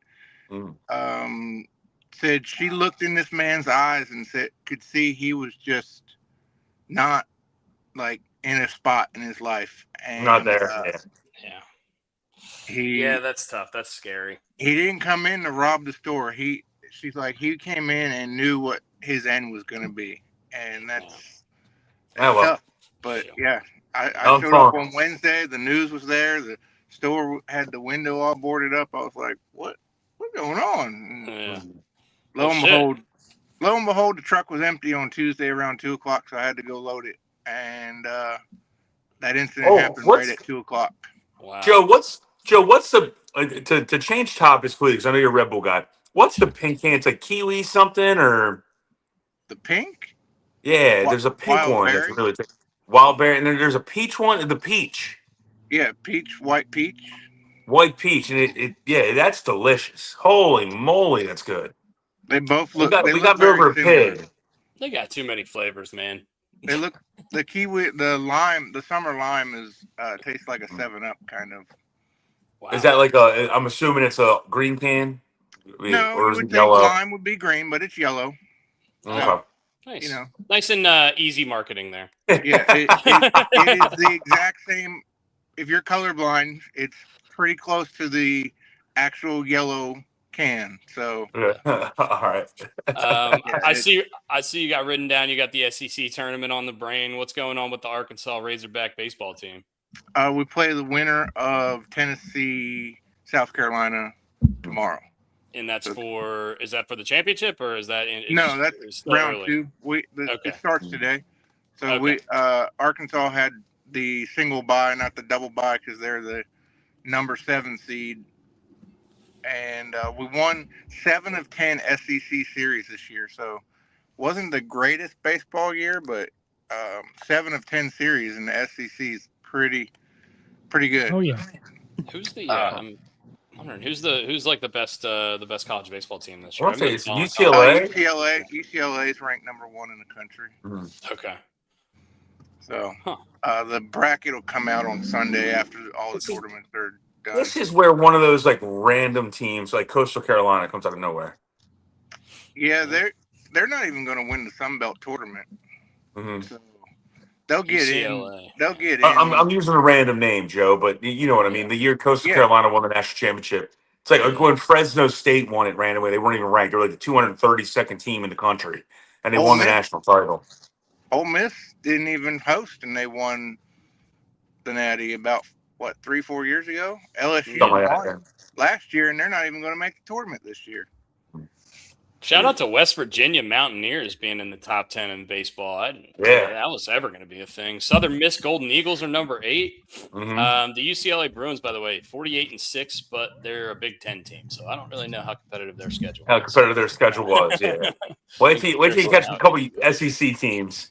Yeah. I love the baseball tournament because, like you said, those mid-majors, like UALR last year almost knocked off LSU.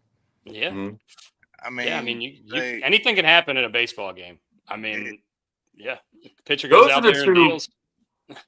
Those are the two pure emotional, like pure emotion when a team wins a national championship. I'm not a lacrosse guy, but when you see the lacrosse championship and all the gloves go in the air like it's a college graduation, and everyone just runs on the field, and then when the college World Series, when the CWS ends, and all those kids run on the field out of the dugout. And they're all doing like they got the hat going. And they're like doing like this motion or whatever, and they just throw. And it's pure emotion. I love that. Yeah, that's awesome. That's one of the cooler things in sports. Good luck to the Arkansas Razorbacks in the SEC tournament. They are now the girls. 25 teams. The girls are hosting Super Regional this weekend in softball. They play that team from North Carolina, that Blue Devil team. So we don't love them. But I think we might have a Blue Devil on here soon. Yeah, transitioning into our next guest, Joe. Thank you very much. Thank you, Joe. We appreciate you for calling in. We love you, and we hope you have a good day, and hope you stay safe out there in Arkansas. Man, it's like 85 and humid today, so it's a little getting a little sweaty out there. Yeah, a little bit. But. Yeah. Good day to be a hat. Yeah, it is a good day to be a hat. Hell I'm tired. Shannon's been under the weather the last few days, so I've been trying to help her get back on her feet. So I haven't been sleeping very much. So, well, get some sleep, buddy. Yeah, we hope you get some sleep out there. Enjoy the weather in Arkansas and stay safe once again. Arkansas Joe. Thank you. Arkansas Joe. We appreciate you. Speaking about some college baseball, let me get a quick plug in because Millersville is hosting the Super Regional here starting in 2 days. Nice for the Atlantic region. So shout out to them. Who's playing in it? Is it? Are you guys playing in it? Yeah. I mean, you host it for being. Oh yeah, duh. I'm stupid. Yeah. My bad. Did they win the PSAC? They won the PSAC. They won the Atlantic region, the regional, and now they have super regionals now, which they didn't have when I was in college. Well, at least when I was playing D2 ball at Millersville, we had super regionals when I was playing D1. Obviously, that's been a thing for a while. Yeah, but now they have super regionals in D2 as well. It starts game 1. NCAA Super Regionals will be played at 11 a.m. They didn't put the bracket up yet, damn it. But yeah, if they win the Super Regional and they get to host it, so obviously it's going to be all home games for them. They got a chance. They win the Super Regional. They go to the College World Series. So Nice. Hell yeah. shout out to them. Fuck yeah. All right. We've got Miss Laura Topliff coming fresh off the birthday. She's been drinking vodka since 10 a.m. So let's see how interesting this gets here. Happy birthday. Happy birthday, Laura. Oh, yeah. Thank you. So my thing says I got a puppy because that's what my T-shirt says. Because the puppy and I share a birthday. Oh, look at that. What's I've his had or this her puppy name? for 6 years. This is Chase because he likes to run and I have to chase after him. So that's why his name is Chase. Nice. Chase is like, why did you just wake me up? I was asleep. Yeah, mine's sleeping right here too. Love So that. I'm going to put you back to sleep. Go back to sleep, Chase. I don't really have much outside of yesterday was my birthday. Yesterday was our birthday. I'm moving. I say allegedly because I still have to get together some deposits. Moving to Raleigh in 2 weeks. Okay. Awesome. I take my licensing exam for the NCLEX on Friday. Okay. I'm feeling pretty confident, but I'm going to take one more practice test sometime between today and tomorrow. Yeah. But all the practice tests I've taken, I've scored very well on. Awesome. One of the things about the NCLEX that it's not just if you get above a 70% or an 80%, you pass. It is basically like, this is a level that we deem you a safe nurse. And you have to answer the questions above that level enough for us to feel that you're a safe nurse. So the minimum amount of questions you can get on your exam is 85. The maximum you can get, because it can continue going, is up to 150 for them to figure out whether you're a safe nurse or not. So some of my colleagues had to take the whole 150 before they passed. Some got just the minimum of 85 before they passed. Another girl had to take 131 before she passed. So I'm a little nervous. Yeah. You should be. Wow. But so far on my practice exams, I get to 85 questions and it cuts off and I pass. So there you go. Awesome. Fingers crossed. There you go. Well, you need to let everyone know. I mean, obviously let us know, but let everyone know if you pass. I mean, that would be great. Oh, absolutely. We're so happy for not only your birthday, but all the success you've been having the last couple months and If years. I don't pass, Honestly, I years.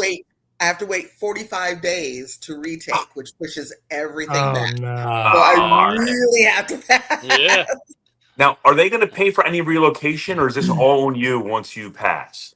It's reimbursement. So I have to get there first, and then they will reimburse me. And it's a lump sum reimbursement.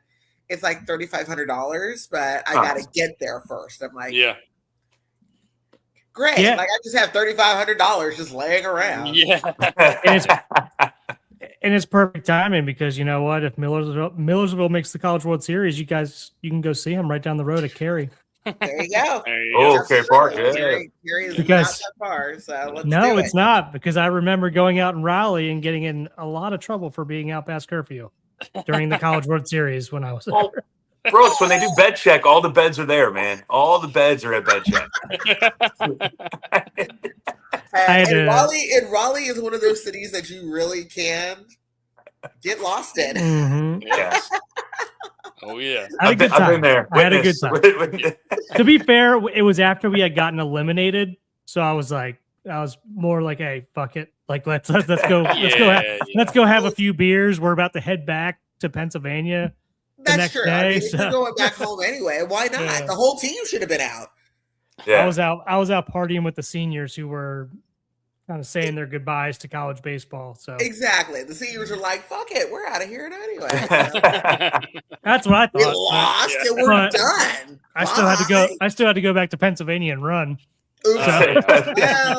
I mean, that's what happened. Oh well, it was worth it. It was worth it. But So yeah, what did my you do for your birthday yesterday? Not much for my birthday yesterday, as much as over the weekend. There you go. So went out with some girlfriends, got lit, got up. I was probably out until like 3, a.m. Got up at like noon because my daughter wanted to take me to brunch and Huh. was drinking at brunch. So Yeah. we went to First Watch for brunch. All right. And our first watch is ones that serves alcohol. Not all of them do, Yeah. but ours serves alcohol. So I kept going, and then was home on Sunday, and I was like, let's keep drinking. I still have like half a bottle of Deep Eddy. There you Look at go. that. Finish it. Love it. You gotta I'm finish going it. to. I'm going to. So Going that's what I to. said. I started Awesome. this morning with my Deep Eddy and Fresca because it's grapefruit. So Thank you. Fresca. The Grapefruit. second podcast in a row, Fresca has been referenced. Yes. Fresca's the best. We need to get sponsored by Fresca somehow. I know. Somehow you need to get because Sponsors. Fresca is really good. And again with the grapefruit vodka, muy Awesome. bueno. Mint. So I've been doing that today, and like I said, I've been drinking since 10 a.m. and I don't know why, just because. I was supposed to take a practice exam this afternoon, but I'll probably wind up taking a nap. I'll push that practice exam off till tomorrow, and that'll probably be my last one before I take the actual exam on Friday. So I feel pretty confident, but again, I'm nervous because again, what I'm hearing from other people. But Well, I feel confident I will pass. It's just a matter of how many questions I get. Yeah, we have all the confidence in the world that you're We going to be do. passing. You're going to be passing at 85, I think. Yeah. Yeah. With that said, I know it's a hellacious weekend for you. Do you plan on going to an Oriole Rays game while they're down there currently? I was supposed to go tonight. I'm not sure if I'm going to make it or not. I will probably try and go tomorrow. If I go ahead and get the practice exam done today, because I started drinking. That was my problem. I started drinking. I'll probably do the practice exam tonight then, and then I'll go to the tomorrow's game. Well, we're not. The three of us are not doctors, and we didn't say the Holiday Inn Express last night. But I would say, why don't you wait till tomorrow to do the? Probably. Yeah. But I will wear my Ryan Ripken Show shirt that says the O's are fine. Perfect. I love that. That would have been a great shirt to wear there last night. Yeah. It's hard because way back in the day, because I just realized how long ago it was. It was almost 12 years ago. I actually worked for the Rays in corporate partnerships. So everybody there is like, oh, you're a Rays fan. And I'm like, not really, but I work here. Yeah. So I'm going to show up tomorrow wearing an Orioles shirt. And they're all going to be like, sorry. I just worked here. Y'all paid me to be a Rays fan. So yeah, nobody hates the Rays either. No, nobody hates the Rays. Nobody hates the Rays. Nobody hates the Rays. Everybody is aspiring to be like the Rays. I know. It's just, they do a lot of things very well. Especially when it comes to their minor league system and everything else and developing players. And it is why I like to say that boy Andrew out in LA likes to continue to poach players because he knows how well they draft, for working there. So they do a lot of things. The boy Andrew reference is incredible, by the way. You just slid that right by. That's what I have always called. I called him that to his face when I worked there. Because he's like the genius, right? He's like a boy genius. So allegedly. So boy Andrew, likes to do that. And and still and you see that this is one of those years where again the Rays with their development, with their, drafting and everything else, is putting out a very good team and a very good product. And of course, people in Tampa are very excited about that. There's still some 50-50 about the new ballpark. Again, the Rays are paying for most of it.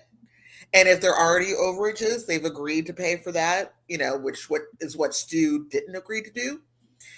But I think it's just the fact that they are taking money from from Tampa, from the Tampa Sports Authority, money that was already allocated for improvements at, I forgot what they call the arena now. I still want to call it Amalie, but it's something different now. For the Lightning and money that they were taking from the Bucks to upgrade Raymond James Stadium. So, a lot of fans are very excited about it.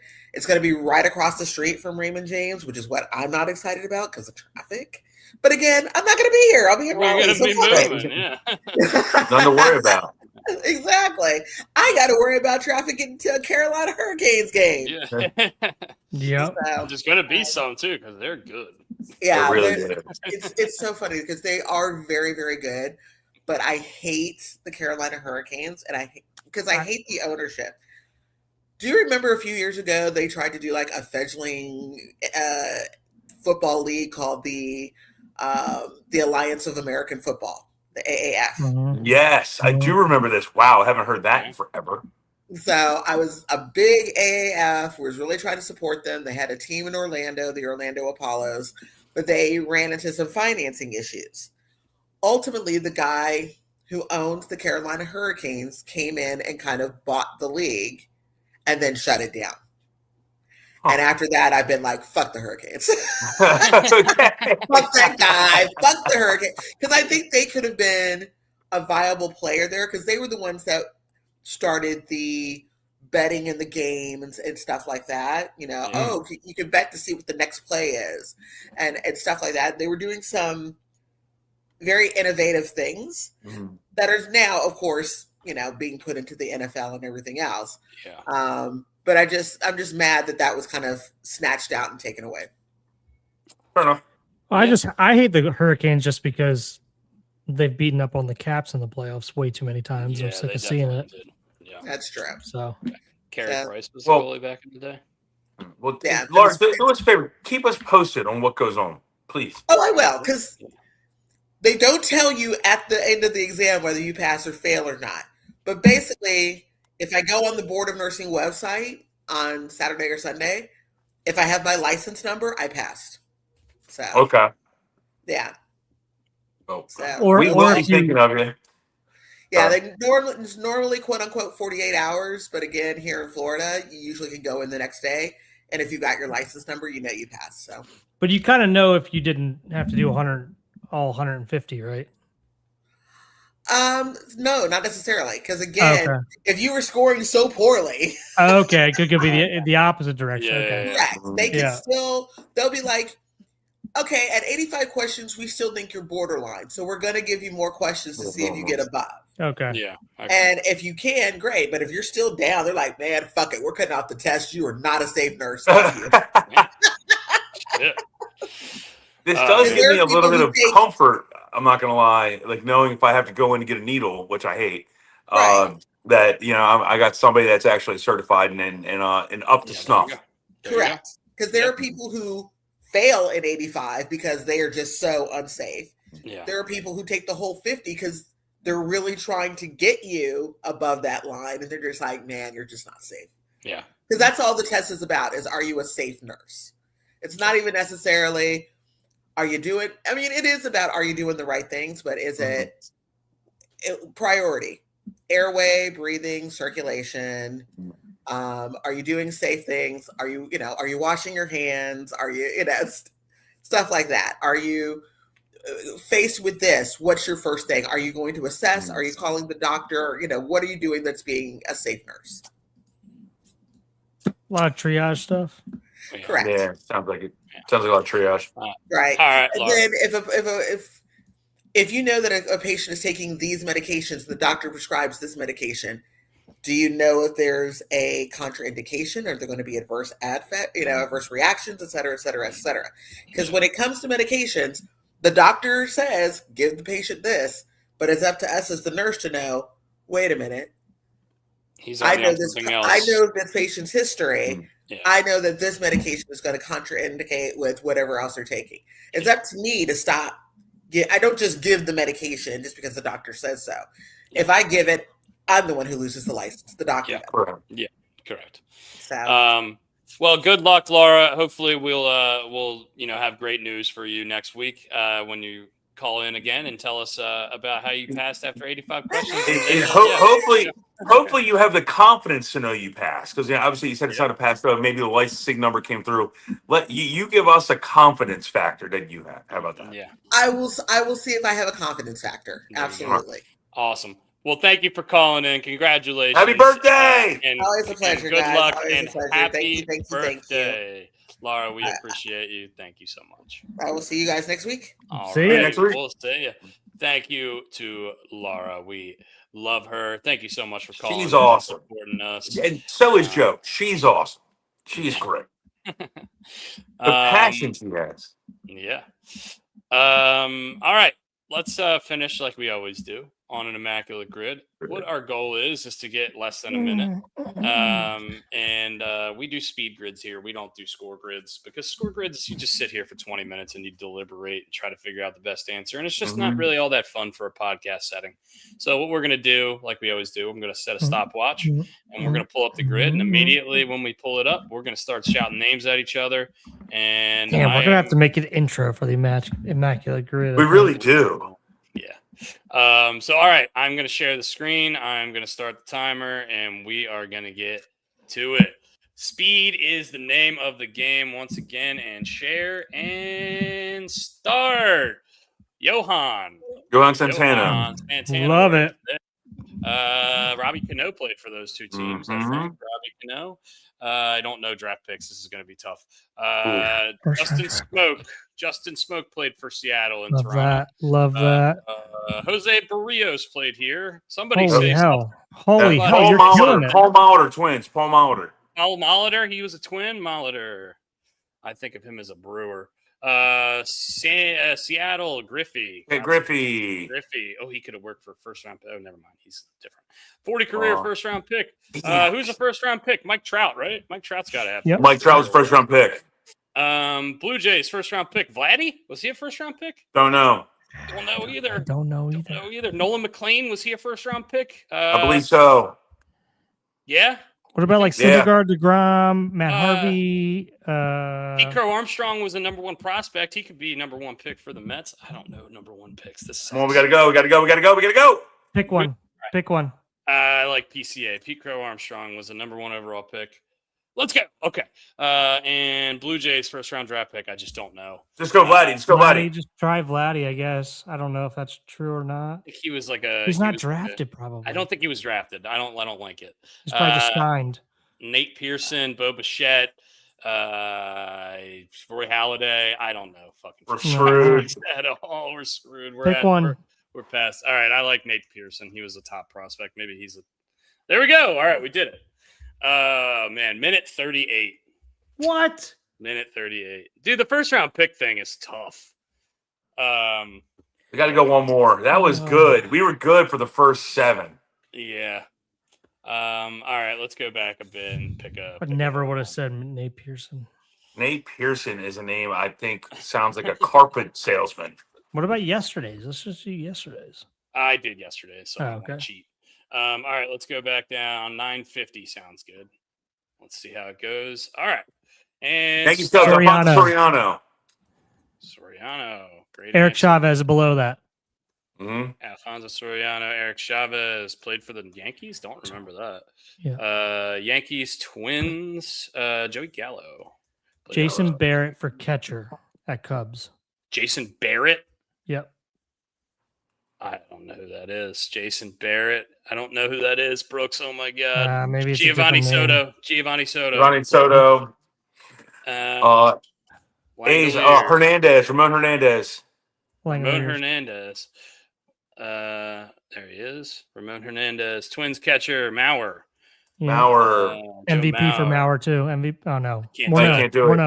Morneau. Yeah. Morneau. Back years, I believe. Tejada. We got Tejada and Cubs MVP. Ernie Banks had to win an MVP, right? Ernie Banks and stop. 57 seconds. Let's go. We got a new record. 57 seconds and 25. It's either 56 or 58 was our previous. I can't remember which. Damn, we killed it. Oh my God. Man, I wish I knew who Jason Barrett was. Maybe it was Michael Barrett. I forget. It was Barrett. His last name was Barrett. Some pretty good scores. And Barrett can be spelled two different ways, with an A at the end or with an E at the end. Yeah. Barat or Barret. And the only reason I knew that because I saw a a old video like this morning of AJ Pierzynski running into Barrett. AJ Barrett. Maybe it's Michael Barrett. I don't know, but he was. I With think the it's Cubs. Michael Barrett. Yeah. Yeah, Giovanni Soto came to mind. Contreras came to mind. Yeah. Anyway. All right. Yeah, we did it, guys. We got under a minute. Now. I'm feeling good. Feeling good about I'm feeling really pumped. I'm pumped. This is great. We did it. All right, let's try to get better. 57. Well, we'll do two things before I leave. One, this has been a great podcast, by the way. That's not my one. This has been great. This has been awesome. Got a couple people in. Happy birthday, Laura. Good seeing Arkansas Joe. Second, phenomenal seeing the boys over the weekend and the little guys. It was awesome. Thank you, Meg. Thank you, Ryan, for the hospitality. And then last but not least, Randolph Macon College Baseball just won D3 Regionals. Hell yeah, Rye. What up, man?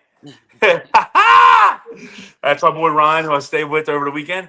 But that being said, dude, a lot of good conversations over the weekend with some really good people, some of which I've mentioned. And we talk about mental health on this podcast a decent amount. We had people on from NAMI. Take care of yourselves, please, please, please, please. We had really cathartic and great conversations over the last couple of days. And he's gone. Probably getting a phone call. Yeah. To just to piggyback, talk to your friends if you're having trouble. Talk to your friends who you think might be having trouble, or even if they don't, if they're outwardly outgoing, whatever. Just ask them how's everything going. Make sure you talk to your friends, because it's an important part of life and you never know what somebody's going through. So anyway, once again, we love you and we appreciate you. Sorry you got cut off there, Bri. Drink up, Buttercup. Damn it. This is ridiculous. It's getting wild. Man. Finishing up the pod with a nice little Rumpelstiltskin. Love you guys. Take care of yourselves. Talk to people. Hell yeah. Cheers. Thanks, guys. Outros are weird. Love it.